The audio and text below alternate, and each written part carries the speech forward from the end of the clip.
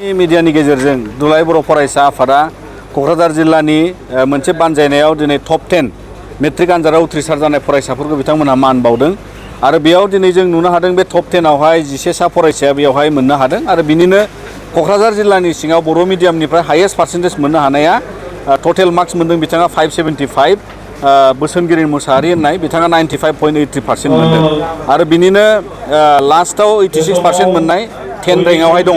दा जोङो थुलमुलै नायोबा गासै क'क्राझार जिल्लायाव बर' बिजों फरायसाफ्रा जोंनि फार्स्ट पार्सेन्टेजआ टटेल जों मोननो हादों जे एपियार जादोंमोन 4050 4050 आरो बिनिनो उथ्रिसार जानो हादों गासै 2539 फरायसाया आरो गासै पार्सेन्टेजआव नायोबा 62.69%ल' टटेल बर' बिजोंनिफ्राय पास जानो हादों।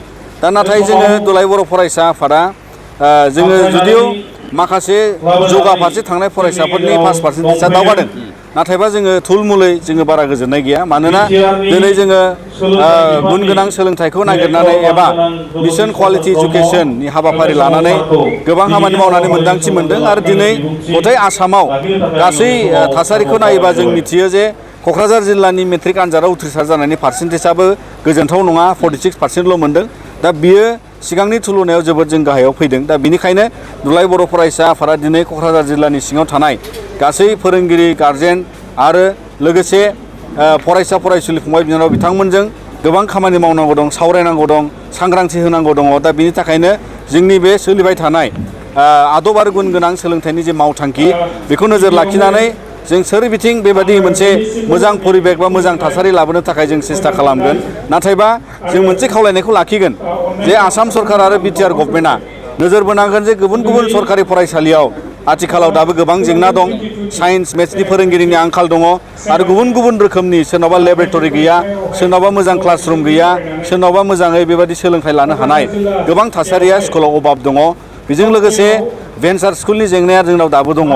भारत सरकारा आसाम सरकारजों जोंनि आन्दलनकारिनि सुक्तिनि गेजेरजों जोंनाव प्रभिन्सियेलाइज जानायनि 6.3 आव मोनसे प्रभिजन फैदों आरो बेखौ लानानै दिनै आसाम सरकार आरो बिटिआर सरकारा खामानि मावदों आरो बेखायनो जों खावलायगोन जे दुलाराय बर' फरायसा आफादा दिनै नोंथांमोना बे भेन्सार स्कुलनि जेंनाखौ थाब बोस्रांनानै होयोबा जोंनियाव थुलमुलै पास पार्सेन्टेज जानायनि थासारिया मोजांसिन फैगोन होननानै जों गोसो फोथायो।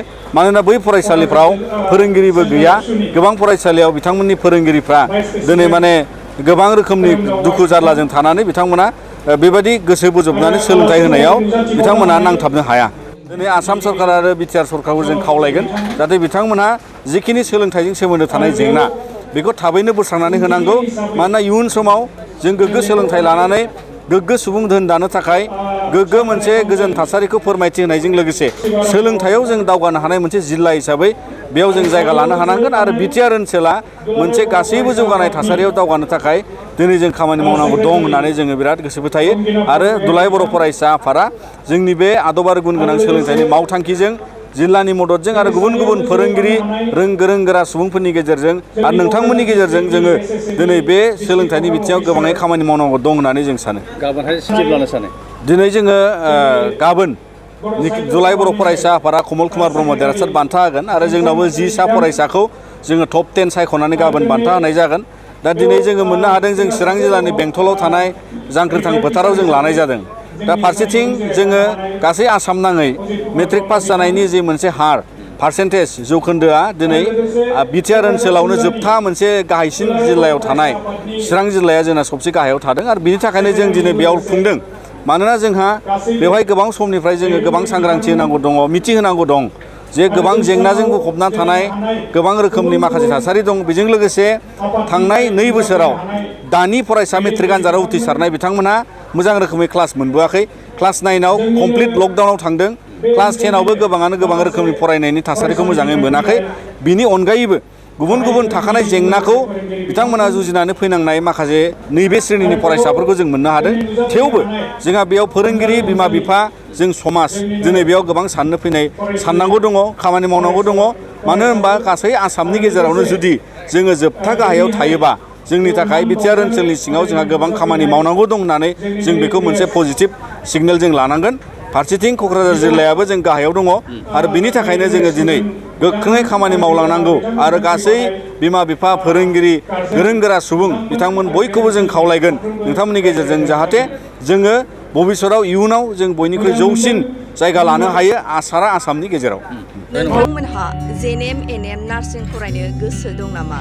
जुदि गोसो दंबोला थाबैनो क'क्राझार SAM कलेजाव मुं थिसनदो। बे फरायसालियाव 2निफ्राय 3 बोसोर नार्सिं फरायनायनि मोजां खाबु दं। जुदि गोसो दंब्ला थाबैनो 9854550697 एबा 9854300175 नाम्बाराव फोनांजाब खालामदो।